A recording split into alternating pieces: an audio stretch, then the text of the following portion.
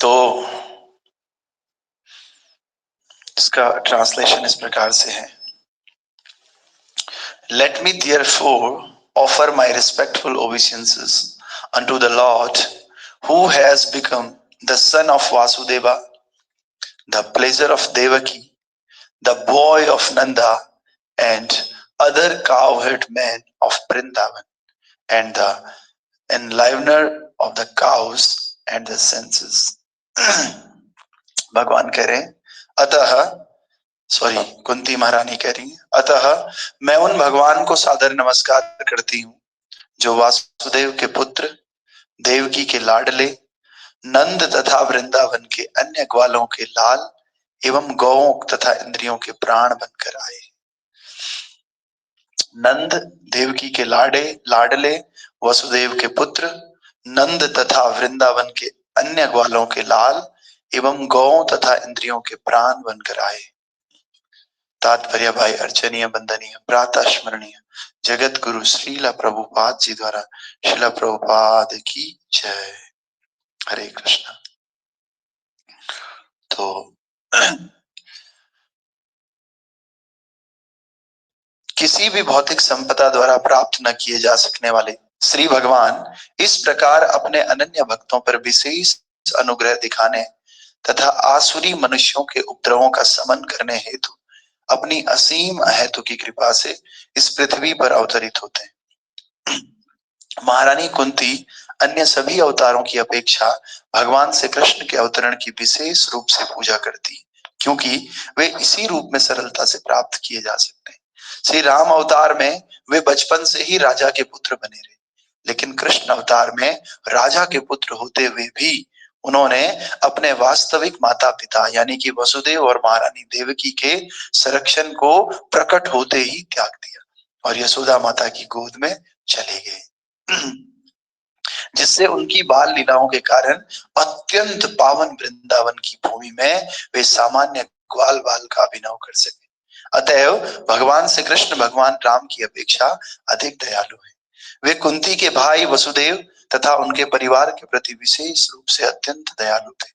यदि भगवान श्री कृष्ण वसुदेव तथा देवकी के पुत्र के रूप में जन्म ना लिए होते तो महारानी कुंती उन्हें अपना भतीजा मानकर इतने वात्सल्य भाव से उन्हें संबोधित नहीं कर पाती। किंतु अधिक भाग्यशाली तो नंद और यशोदा है, जिन्होंने भगवान की बाल लीलाओं का रस लूटा, जो अन्य लीलाओं से अधिक मनोहारी है। सबसे ज्यादा मनोहारी अगर कोई लीला है भगवान की तो वो बाल लीला है। तो इस प्रकार से ब्रजभूमि वृंदावन में प्रदर्शित की गई उनकी बाल लीलाएं अद्वितीय है। तो चाहे आप द्वारिका चले जाओ, चाहे आप मथुरा लीला में चले जाओ, तो ये सब लीलाओं के सामने बाल लीला डोमिनेट करती है। बाल लीला अद्वितीय है भगवान की, कृष्ण की बाल लीला है। तो ब्रजभूमि वृंदावन में प्रदर्शित की गई उनकी बाल लीलाएं अद्वितीय है। अद्वितीय मीन्स इनके बराबर दूसरा कोई है नहीं। जो चिंतामणि धाम के नाम से ब्रह्म संहिता में वर्णित मूल कृष्ण लोक में हो रही उनकी सनातन लीलाओं का एक दृष्टांत है। तो एक्चुअल में जो ये वृंदावन है, ये जो असली वृंदावन है उसकी छाया मात्र है बस। ये भूमि पे वृंदावन है, ऐसी असली वृंदावन है। तो असली वृंदावन गोलोक वृंदावन जहां पर भगवान नित्य लीला करते हैं, वो नित्य लीलाओं का जो एग्जैक्ट कॉपी है वो वृंदावन में है।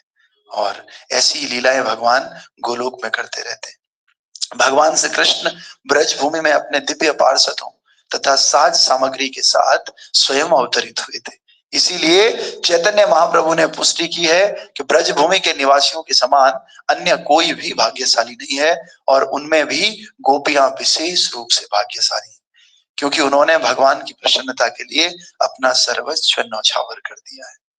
तो जो भी भक्त, जो भी व्यक्ति भगवान की सेवा के लिए अपना सब कुछ अर्पित कर देता है, वो व्यक्ति सबसे ज्यादा भाग्यशाली होता है। तो गोपियां कितनी भाग्यशाली, गोपियां अपने बच्चों को अगर तैयार कर रही हैं तो तैयार करता हुआ छोड़ सकती थी, रोटी बना रही हैं तो रोटी बनाना छोड़ सकती, और अगर कुछ और काम कर रही हैं, दही बना रही है तो दही बनाना छोड़ देती थी। भगवान श्री कृष्ण से इतना प्रेम था उनका, सब कुछ समर्पित कर देती थी।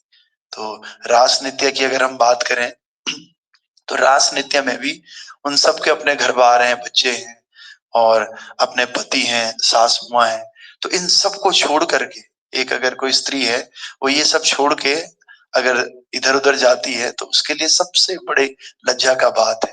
और कोई भी स्त्री ऐसे नहीं जाएगी, इतना बड़ा रिस्क नहीं लेगी। लेकिन गोपियों का कृष्ण के प्रति इतना प्रेम है, इतनी भाग्यशाली गोपियां हैं कि उनको इस प्रकार का प्रेम मिला कि वो ये सब रिस्क भी उठाने को तैयार है गोपियां।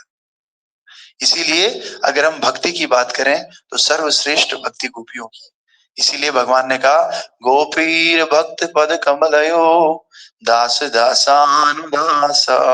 इसीलिए भगवान को संबोधित किया। भगवान कौन है? गोपी भक्त पद कमलयो।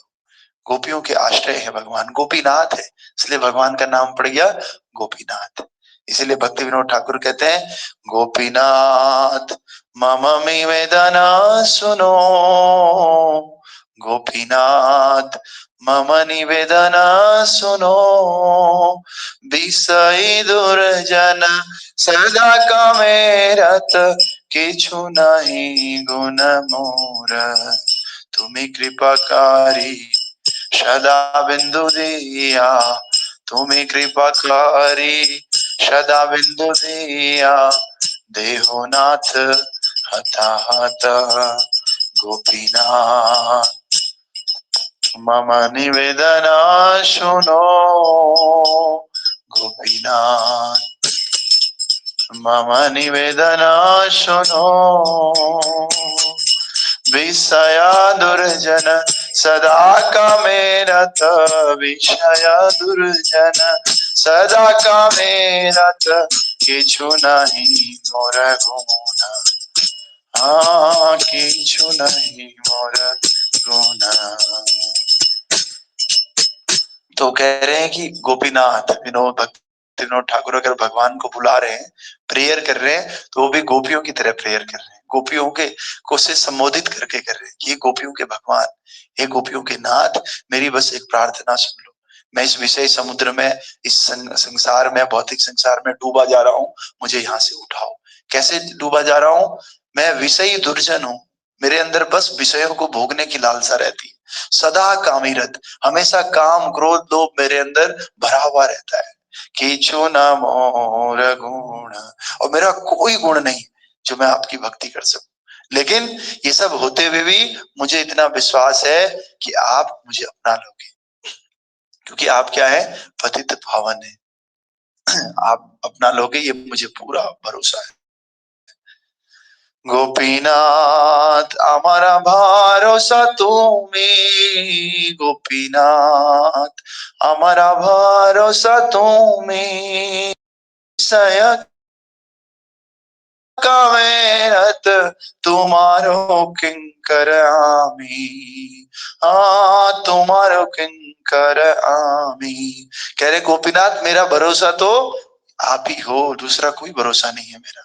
तो क्या करो, क्या कीजिए आप, भले ही मैं दुर्जन हूं, भले ही काम वासनाओं से मैं भरा हुआ हूं, लेकिन फिर भी पड़ी छे संसार घोरे, इस संसार में पड़ा हुआ हूं और केवल आप ही मेरा उद्धार कर सकते हो और कोई नहीं। आप उद्धार कर लोगे, इतना मुझे पूरा भरोसा है। तो हमें भी यही करना है, हमें अपने दुर्गुण देखने हैं, और दुर्गुण से ज्यादा हम सोचते हैं कि हम दुर्गुणी हैं, हमारे अंदर तो कोई योग्यता है नहीं, तो हम भगवान को प्राप्त नहीं कर पाएंगे। अवश्य अपने दुर्गुणों को देखना चाहिए और दुर्गुणों को ग्लोरीफाई भी करना चाहिए, बार बार लोगों को बताना भी चाहिए कि मेरे अंदर ये दुर्गुण है। लोगों को नहीं बता पा रहे तो भगवान को बताना चाहिए, भगवान के समक्ष अपने दुर्गुणों को स्वीकार करना चाहिए, वैष्णव भक्तों के समक्ष स्वीकार करना चाहिए, और इतनी बात तय रख लेनी चाहिए कि इतने दुर्गुणों के बाद भी भगवान इतने दयालु है कि भगवान हमारा उद्धार कर लेंगे। तो इसीलिए हमें देखना, हम केवल मुश्किलों को देखते हैं और मुश्किलों के अलावा हमें भगवान पे इतना विश्वास नहीं होता है। तो एक मुस्लिम ऐसे मुस्लिम का फ्रेज है एक कि ये मत कहो खुदा से मुश्किलें बड़ी हैं, इन मुश्किलों से कह दो मेरा खुदा बड़ा है। तो हम क्या देखते हैं? मुश्किलों को बड़ी देखते हैं, जबकि मुश्किलें बड़ी नहीं है। क्या इन मुश्किलों से छोटे हमारे भगवान है क्या? हमारे भगवान इन मुश्किलों से कई बड़े हैं। तो इन मुश्किलों से हमें घबराना नहीं है, हमें भगवान को बड़ा देखना। अब काम, क्रोध, लोभ, मोह, हम इस घोर संसार में फंसे हुए हैं। ये बड़ी बात थोड़ी है, बहुत बड़ी बात है, लेकिन भगवान से बड़ी नहीं। इसीलिए भगवान पे पूर्ण समर्पण होना चाहिए, भरोसा होना चाहिए, जैसे कि गोपियों का था, ब्रजवासियों का था। इसीलिए ब्रजवासी और गोपियां हमेशा पूजनीय है। वे नंद तथा यशोदा के साथ, ग्वालों के साथ तथा विशेष रूप से ग्वाल बालों एवं गायों के साथ अपनी लीलाओं के कारण गोविंद कहलाए। गोविंद, गोविंद मीन्स जो गायों का पालन करते हैं, गोपाल मीन्स जो गाय का पालन करते हैं। तो गोविंद रूप में भगवान ब्राह्मणों तथा गायों के प्रति विशेष दयालु है, जिसका अर्थ यह है कि मानवीय संपदा, संपन्नता बहुत कुछ इन्हीं दो बातों पर निर्भर करती है। प्रथम तो ब्राह्मण संस्कृति पर तथा द्वितीय गो रक्षा पर। तो आपने सुना होगा, नमः ब्राह्मण देवाय गो ब्राह्मण हिताय च जगत हिताय कृष्णाय गोविंदाय नमो नमः। तो जो भगवान गोविंद है, ये दो चीजों को बड़ा सम्मान देते हैं। एक तो नमो ब्राह्मण देवाय, गो ब्राह्मण हिताय च। गो मतलब गाय और ब्राह्मण मतलब ब्राह्मण। भगवान गायों की बड़ी रक्षा करते हैं और ब्राह्मणों की भी रक्षा करते हैं। और हमारी पूरी जो संस्कृति है वो इन दोनों पर ही आधारित है। अगर ब्राह्मण समाज में नहीं होगा तो समाज का पतन हो जाएगा, अगर गाय समाज में नहीं होगी तो समाज का पतन हो जाएगा। इसीलिए गाय और ब्राह्मण, इन दोनों पर हमारी संस्कृति निर्भर करती है। जहां इन दोनों का अभाव रहता है वहां श्री कृष्ण कभी भी प्रसन्न नहीं होते हैं। इसीलिए कहते हैं जिस घर में गाय है तो गोपाल अवश्य आ जाते हैं। गोपाल को अलग से बुलाने की आवश्यकता नहीं होती, गाय के रहने से गोपाल आ जाते हैं।